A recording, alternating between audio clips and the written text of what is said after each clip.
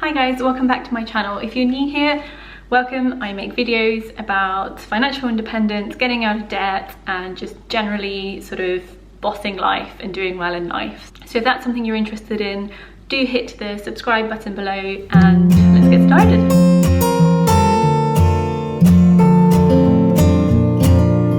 One of the most common questions that I get asked is how I've done so well. And what I mean by that is I've basically gone from a £16,000 a year salary to a £60,000 a year salary in 5 years. So I think that's pretty good. But I thought rather than explaining it loads and loads of times to loads of people, I will make a video and A, I can send it to my friends and people who asked, and B, hopefully it will help some of you as well. So although this is predominantly focused on an office-based job, because that's what I do, I think you can apply a lot of these to other types of jobs as well. Just a very, very brief overview. I've been in the professional space for 7 years and 3 months now, I think. I've just had another promotion, but I'm not including it in the video because I wanted it to be about a 5-year sort of ladder climb. I don't want to say, you know, I went from this to this in 7 years. 5 years is snappier, it's more realistic, and it's as a goal. Obviously you can aim for more longer term. This is a good short-term goal that people can aim for. So I started off as an apprentice on £16,000 a year. A year and a half after I got promoted 2 grades up, and then about, I think it was a year and a half after that. No, it was about 2 years after that. I got promoted again, and then about a year and a half after that, sorry, I was just doing maths, that is right. So a year and a half, 2 years, and a year and a half gives you 5 years. So a year and a half after that, I got promoted into a senior leadership position. So I literally went from 16k to, I think it was 28 to 39 to 60. I'm now on more than that, but that's for another video, and let's just jump straight in. So my first tip is don't just do your job. Now, this might sound weird, but go out of your way, get involved in other stuff. You know, if there are projects around, if you're not at full capacity, don't just be one of those people that only does what's in their job description, because you won't stand out and your bosses won't think you're amazing, you're keen and you want to get involved and things like that. It's really hard, I think, personally from my experience. If I had only ever stuck to just my job description, I wouldn't have got the necessary experience to level up so quickly, you know? So always sort of get involved in other things. If people ask you for help, the amount of times, like, I'm not being funny, but the amount of times I've had people say, like, they've been asked to do something by a director or a boss or someone, and they're like, well, that's not my job. And I'm like, this is a great opportunity to do something for someone who's higher up, and like, just do it. I mean, don't get me wrong, if like you genuinely don't have the skills, or you feel like it's completely out of your depth and you have no idea how to do it, especially if it's like a really important piece of work, maybe don't. Maybe say, I don't think I can do this, but I'm happy to help. Like, who can I ask to help me, or how can I get involved in this? But don't just be one of those people that just says, like, this isn't my job. Like, I've had directors say to me, like, those people, like, how can they say that? Like, this is someone who's like so many, you know, levels higher than them, asking them to do something, and their response is genuinely just like, that's not my job. Like, those kinds of people, they're not going to level up, they're not going to be successful, because you have to be a team player.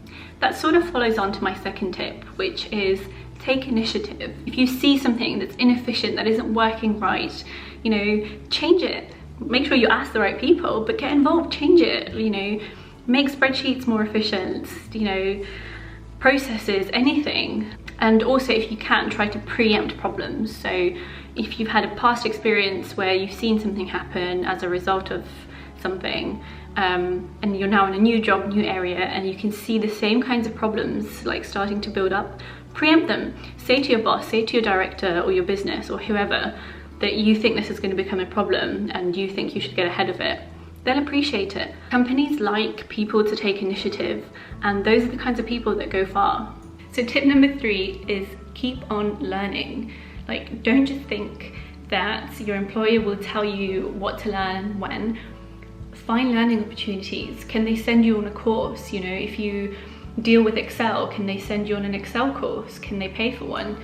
You know, I was sent to a 2-day VBA course, which taught me how to code and do macros in Excel, which makes your life so much easier, and you can make fancier spreadsheets and all that kind of stuff. And work paid for that, and this was years ago, and you know, I still have the ability to say this in interviews and say, I've been trained in VBA. It's great. Also, can they do professional qualifications? Can you do an apprenticeship? There are so many companies now who are doing qualifications in terms of apprenticeships because it's paid for by the government through the apprenticeship levy. So loads of workplaces have the opportunities. You just have to find them and look for them, and throughout that you get experience and a professional qualification. So look into that. You know, I did my chartered accounting through like my company. It started off as an apprenticeship, but because I got promoted really quickly, I came off the apprenticeship, but work carried on paying for that. Look into it. You know, is there a professional qualification in your field that you could get that you don't have at the moment? Quick intermission, don't forget to give the video a thumbs up if you are finding it useful. Tip number 4 is put in the hours if you can. Now, I'm not saying work 12-hour days every day, but if there's a big project going on and things need to get done, like, don't be the person who like sticks very strictly every single day to their 9 to 5 hours and not a minute more, because at the end of the day, there are people who are going to stick around. And fair enough, if you have children and you have to go for childcare, that's fine. But if you're young and in your 20s and single and have no kids and no commitments, put in the hours. Like, it will be like, they will notice it, and it'll pay off because you'll get more done. You'll be able to get more involved in projects and things like that. So definitely worth doing. And again, not something to do every day. Work-life balance is really important, and we'll come on to that. But whenever there is a need or you have something going on, don't be afraid to put in the hours. My tip number 5 is work smarter, not harder. Essentially, all this means is try to learn a faster way of doing things. You know, even if this means in your own time researching things like Excel and learning how to code things and make things more efficient, and you know, automate as much as you can. And trust me, even if you put in the hours in your own time, the amount of time this will then save you at work, which means going back to that point 1 about getting involved and things like that, you will have more time. You know, there are loads of people who will just, you know, I come in and these people are doing these manual processes in spreadsheets which take them like a whole day to do something that can take like an hour if you automate the spreadsheet right. So try to do the research, learn it, you know, even if it takes you a while, try to learn whatever you can and then automate it. My tip number 6 is to find your own opportunities. So out of all the jobs I've had for the last 7 years, I think that someone recommended like 1 to me. Everything else I found myself. I decided I'm going to look for opportunities, I'm going to apply for these promotions, things like that. And that's part of finding opportunities, is finding promotions, applying for promotions. You know, don't wait for your boss to say to you, I think you should go for promotion, because a lot of bosses won't. Like, I'm the type of boss who will actively say to my staff, like, you're brilliant, you should go for a promotion, things like that. But a lot of bosses won't. They won't want to lose good staff. You have to find your own opportunities. Take opportunities as they come. That falls under this umbrella, because what I mean by that is if someone comes to you and says, I've got this opportunity, would you be interested? And I don't really just mean like random recruiters on LinkedIn. I mean if someone in your company knows you and says, I've got this opportunity, would you be interested? You might not think you're ready for promotion, but if that person has come to you specifically and asked you, that means they think you are. What's the worst that can happen if you apply for the promotion, if you apply for a job? Like, worst that can happen is you don't get it. And then there is no way of you getting it if you don't apply. Does that make sense? It's all about sort of driving your own success. And that sounds really cheesy, I can't believe I just said that. but that's what it means, you know. I've always done everything myself and I've been fairly successful. My 7th and final tip for you is to also have a work-life balance. Now, I know I said to put in the hours and things, but burnout is real. Take breaks, you know, even if all your work-life balance means when you're busy is taking a proper lunch break, take it, you know, go out for a walk, do something, read, you know, something that like relaxes your brain, and you will see how much of a difference it makes for your concentration, things like that. Sleeping well, you know, eating well, all the things that help you look after yourself will make such a difference.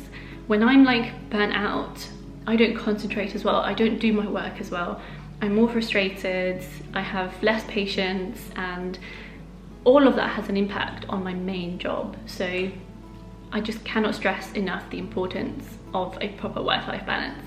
Thank you if you've made it this far, and I really hope you take something useful out of this and it helps you get promoted, get more money, and reach your goals. Let me know in the comments below if any of these resonate with you, or if you have any other tips that you think are useful for others. That's it for now, see you next time. Bye.